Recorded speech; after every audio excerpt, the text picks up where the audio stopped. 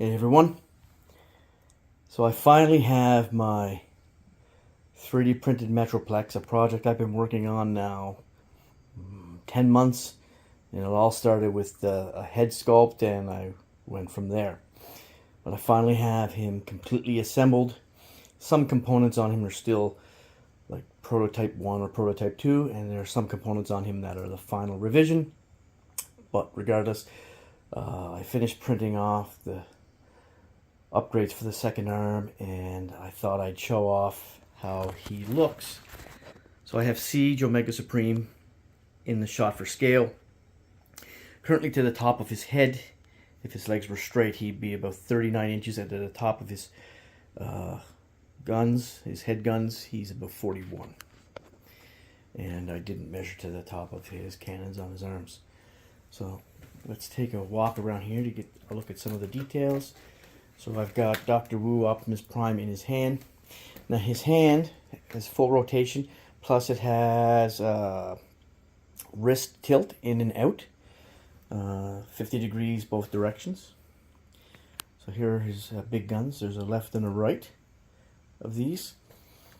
So he has a bicep rotation. It's ratcheted elbow up to 100 degrees, ratcheted shoulders, but they're kind of weak. Like the elbows are pretty good, and the shoulder out, forward and back isn't too bad, but the outward on the shoulder, I just don't know if I'm going to be able to get it there, just because of the sheer weight of him, unless I was going to go an expensive route and get machined ratchets made with heavy duty springs.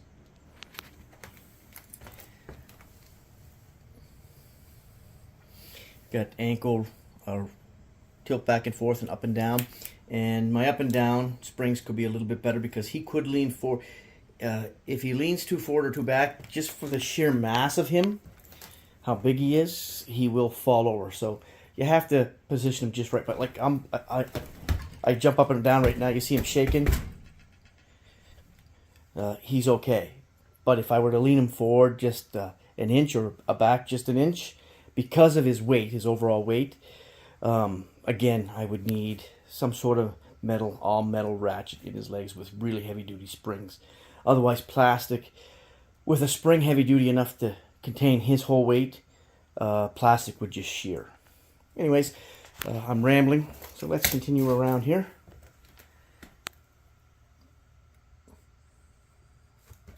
And his head sculpt is all resin printed on my small resin printer, but everything else is printed on an FDM printer. Don't mind the mess. I've been picking away at assembling him here in my sunroom, and it's quite messy with plastic bits everywhere.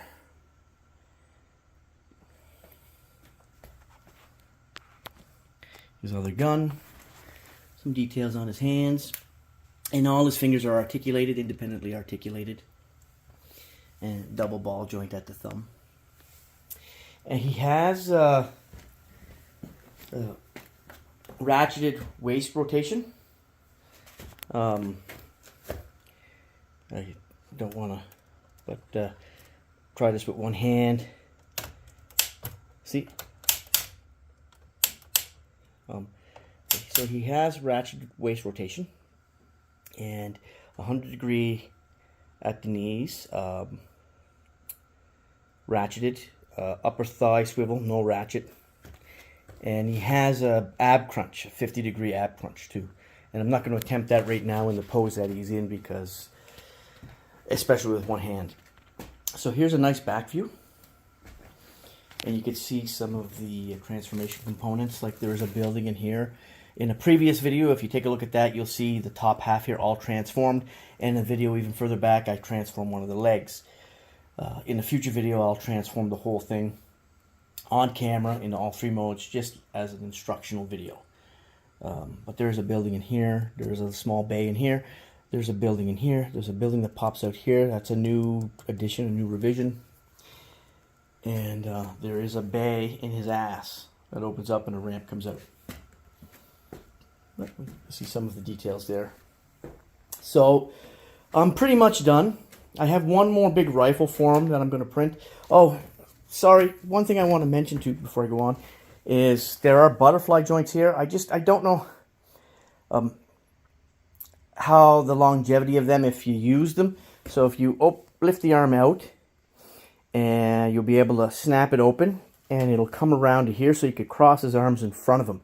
But I just don't know the longevity of that due to the weight of his arms, because there's a big building inside of here, so there's substantial weight to his arms. His arms weigh, I would say, about 5 pounds each, and I'm being conservative there.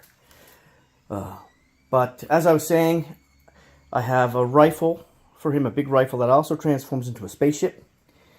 And it's reminiscent of the red rifle, the third-party one you get for Generations Metroplex. It's very reminiscent of that. I just haven't gotten around to printing it yet or test fitting it. But besides that, I'm pretty much done with this build. I'm fairly happy with how it turned out. And in the upcoming weeks, I expect to be posting the model set up on CG Trader for a reasonable price. I will not be doing any instructional videos on how to assemble him. I will not be doing any videos on assembling the individual components. As I said, the only other video I'm going to do in regards to a how-to would be the transformation. So you get an idea on how he transforms back and forth. That'll also give you an idea on how some of it's assembled. But in the model set, there will be some instruction notes on the types of size of springs. I'll leave that to the individual users, though, for the compression, and that's the thickness of the wire. The thicker the wire, the higher the compression, the stronger the spring. But you have to compromise somewhere in there. You don't want to shear the plastic, but you want a ratchet that will offer some resistance. It'll also describe the type of screws I use, the fasteners, what pieces get glued together, the type of bearings I use for his wheels. And yes, he has wheels hidden inside his legs. You can't see them, but if you look at that transformation video, they are inside. He does transform into all 3 modes. The battle station mode with the wheels and everything, they're there. So there will be notes along with an STL file in each group set that's a blowout of that assembly. Like the arm will be one whole zip file with its own notes, and a blowout that has all the parts expanded out from each other in one model file that you can open up and look around and look at. That will give you a really good idea on how it's assembled and how it goes together. But other than that, I'm not doing a detailed assembly video. That would just be too involved for how big this project is. And I will have a disclaimer about that on CG Trader. I don't plan on doing any full paint job. I don't plan on sanding this. It's 3D printed. It is what it is. A person could spend months sanding and priming and sanding and priming plastic. I'm not interested in doing that. I did some accent paints here and there, and I did some parts in the colors that they're printed in the colors are supposed to be in, but his inner elbows, they're all painted a hammered silver. That's what it's called. And these here are his horns and his guns and his little missile pods. They're a raspberry. And other than that, there's a few accent paints here and there.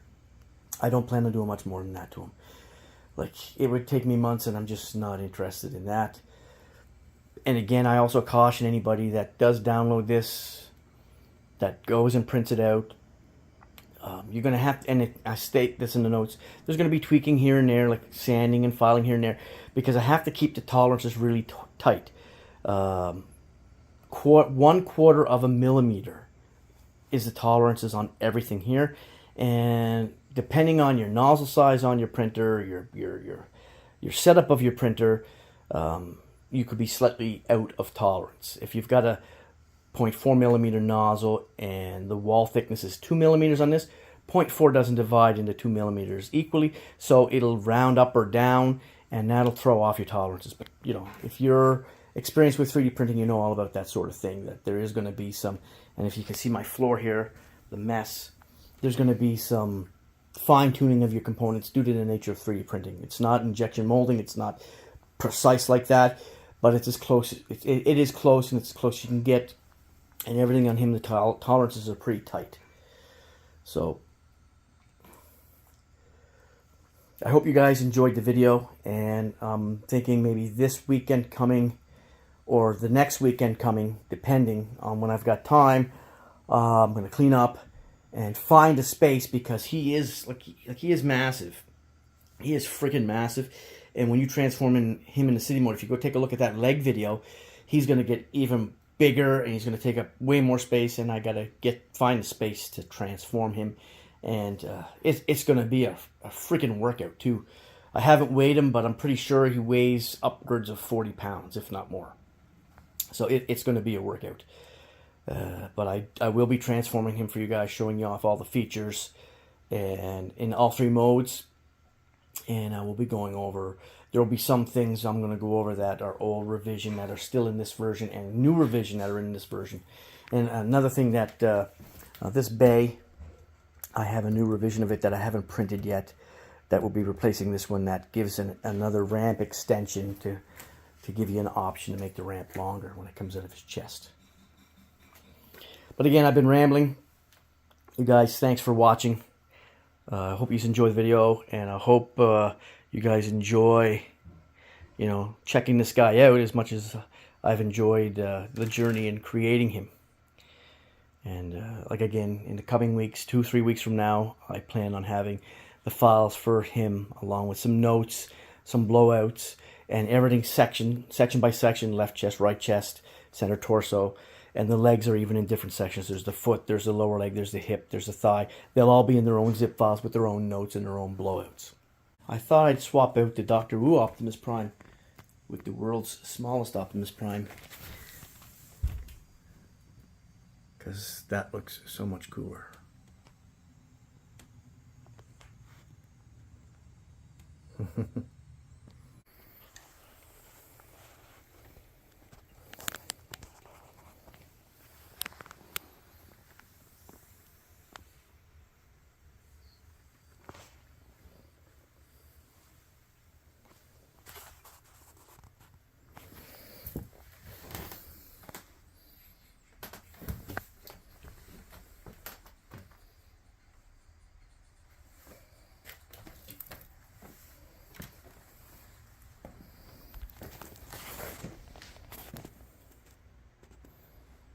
Illustrating some of his posability. Again, I'm limited with the arms and whatnot because the ratchets, they're just not strong enough right now, but it still gets some decent poses. Here's an illustration of his ab crunch. He's bending down to reach for Optimus Prime. My shoulder ratchet was strong enough. The other arm is a little stronger. I have a better spring in that, but just